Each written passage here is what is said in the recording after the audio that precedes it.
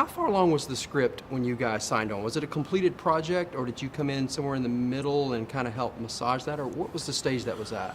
Well, there was no script actually when we Oh. started, and DreamWorks had acquired Marla Frazi's book, The Boss Baby, which is this really charming, like 30-page book, and about a baby in a suit that comes into these parents' lives and turns her, starts bossing them around and conducting meetings even in the middle of the night.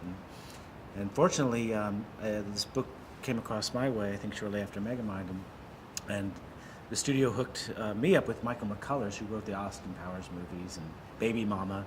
And we got together and just started brainstorming what could we do in this world to expand it and open it up and kind of focused on the sibling rivalry component of it, because I think he was a father of 4 and I had a very close brother growing up, and family is it's rich with either comedy or tragedy the way you look at it, and so we were able to take this little book and turn it into a big motion picture.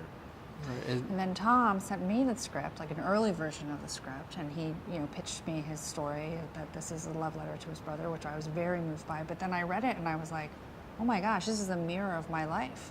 When my son was 7, when my second son arrived, and he was really jealous, and I live in a household where there's sibling rivalry is very present. Yeah.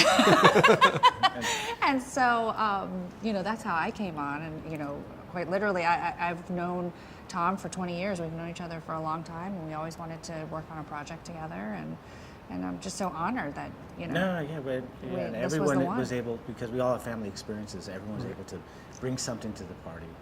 And I think in an animated film, you're always looking for an original story, and you're always looking for a story that can only be told in animation.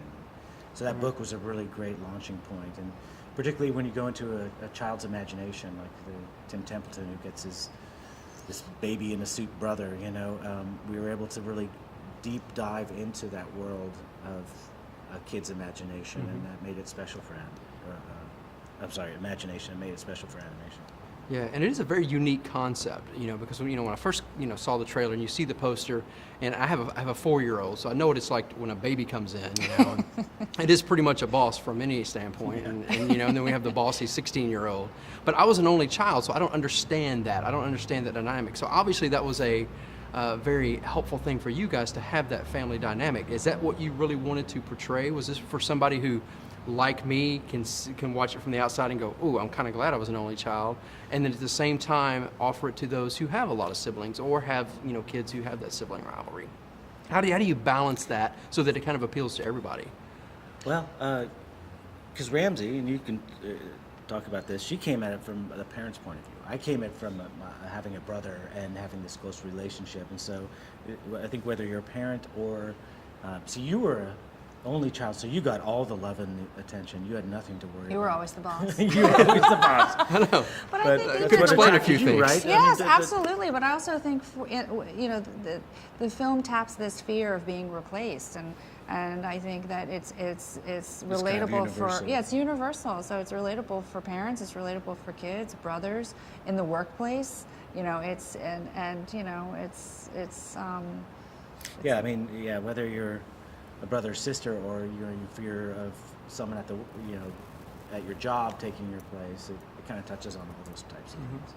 Talk about the dynamic, because maybe going back to Madagascar, where you have all these different characters and coming together. This one kind of centralizes on 2 characters, and sort of kind of funnels down. Is that how do you take that dynamic? That was by choice. I think Was it by choice? Madagascar movies were fun. I mean, Sure. it's really, we could, and that was the goal, to entertain parents as well as kids.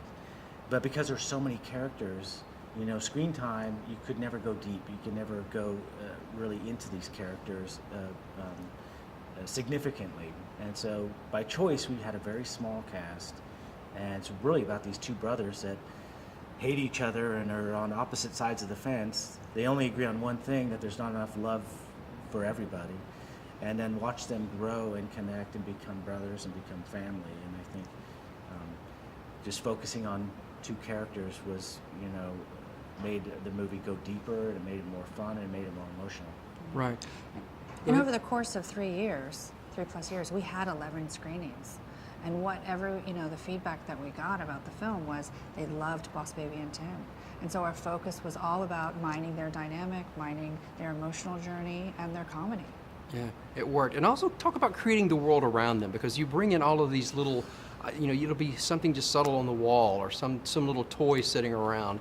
Talk about creating that world of a baby who comes in and he has all these little things that we take for granted as being baby toys, but he's using them differently as a boss baby. Kind of talk about creating that world. Yeah, well, from Tim's point of view, babies have a lot of accessories. And, once what was his domain is just taken over with diapers, toys, That's strollers, being replaced. baby gyms, exercisers, and all that stuff. And I think what's fun is Boss Baby, as a little business baby, has a Fisher-Price phone, but it actually works. And he can call his office, and a lot of these baby things that you think are kind of benign or innocuous, he actually uses them to conduct his business. His executive business. The tools of the trade. And in our movie, baby formula is a very special formula, which is a kind of a part of the story. It keeps babies forever. And we find out that Boss Baby is on a secret mission from this mythical place called Baby Corps, because he's on a mission to find out why the puppies are getting more love than babies. And so the story that starts out as this kid getting this odd baby brother really turns into a bigger story about, is there enough love in the world for everybody? Babies compete with puppies. The older brother can compete with his younger brother. And at the end of the day, the message is, yes, there is enough love for everybody, but it's not about getting love, it's about giving love. Mm-hmm. If you do that, you get it back tenfold. And what was the idea of bringing the whole Elvis Vegas concept in there? Because that to me was just, you kind of took this little turn, and for 15, 20, 30 seconds, it's this hilarious moment of these Elvis impersonators and just the way they talk and everything. What was the concept to bring that in? Well, it was kind of a story problem. These kids had to get to Vegas, and you don't equate anything else more with Vegas than Elvis Presley, and so it was just a lot of fun to see these kids, get on a plane and get to Vegas, and so. Well, there's Elvis, there's Vegas. Yeah, well, Elvis in Vegas. So it was a great vehicle. Yeah, and I think really we just wanted to have Alec Baldwin do his best Elvis impersonation, which is pretty funny. Yeah. I mean, I have to just say one of the most magical aspects of making this film was watching Tom and Alec in the recording booth. I mean, they had such chemistry and they played off of each other. And Alec, you could expound on that. Well, it's very challenging because you're in the room. I'm in the room, and I didn't want to laugh and blow the takes, and so I'd have to bite my finger, I'd bite my lip, I'd cover my mouth, and because he's so funny, right? That if I didn't want to blow any funny line he did. So a lot of times you have little tricks where you pinch yourself or whatever, so you don't laugh through Alec's takes. Yeah, well, it worked great, and I appreciate your time today. And good luck with the film. And not to thank give too you much so away, much. you kind of leave it open-ended for a sequel, so it could be we'll maybe see. you to see. We'll see. We have to birth this one first. That's right. Yeah. Get him out of his diapers. So yeah, good, fantastic Well, job though. thank you Thanks so much. Appreciate it.